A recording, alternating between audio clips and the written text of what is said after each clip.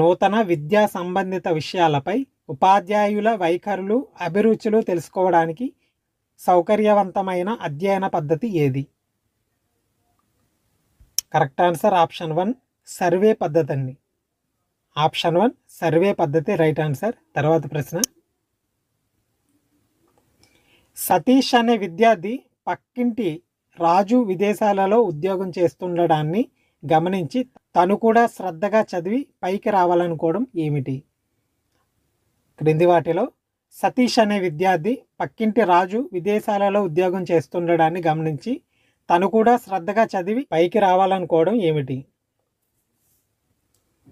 Correct answer option 3 అంతర్గత ప్రేరణ.